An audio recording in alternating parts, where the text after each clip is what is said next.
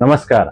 आजको यस भिडियोमा मैले टिकटकमा भिडियो अपलोड गरेर पैसा कमाउनको लागि कुन एकाउन्ट हुनुपर्छ, कति फलोअर्स हुनुपर्छ, भ्युज कति चाहिन्छ, तपाईको टिकटक एकाउन्टमा कुनै समस्या छ कि छैन भनेर कसरी चेक जाँच गर्न सकिन्छ भन्ने बारे सबै जानकारी लिएर आएको छु। यो भिडियोलाई स्किप नगरी अन्तिमसम्म हेर्नु होला।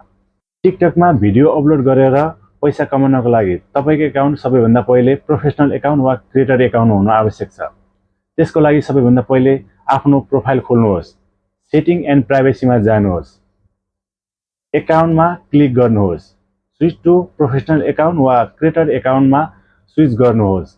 यदि त्यहाँ स्विच टु बिजनेस एकाउन्ट वा स्विच टु पर्सनल एकाउन्ट देखाएको छ भने तपाईको टिकटक एकाउन्ट प्रोफेसनल एकाउन्ट वा क्रिएटर एकाउन्टमा छ, त्यहाँ केही गर्न आवश्यक पर्दैन।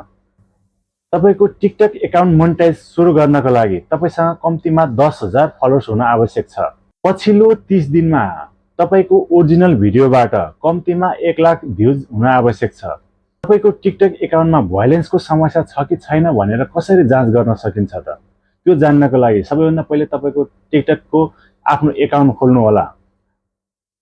सेटिङ एन्ड प्राइभेसीमा जानुहोस्। यदि त्यहाँ एकाउन्ट स्ट्याटस देखिएन भने टिकटक स्टुडियो देखिन सक्छ। टिकटक स्टुडियोमा जानुहोस्, एकाउन्ट चेक वा एकाउन्ट स्ट्याटस भनिने अप्सनमा क्लिक गर्नुहोस्। केही समयपछि तपाईका सबै भिडियोहरू अटोमेटिक रूपमा स्क्यान हुनेछन्। यसले सामुदायिक निर्देशिका उल्लङ्घन छ कि छैन भनेर देखाउनेछ। यदि तपाईको स्क्यान पछि हरियो देखायो भने तपाईको टिकटक एकाउन्टमा कुनै समस्या छैन भनेर बुझ्नुहोस्।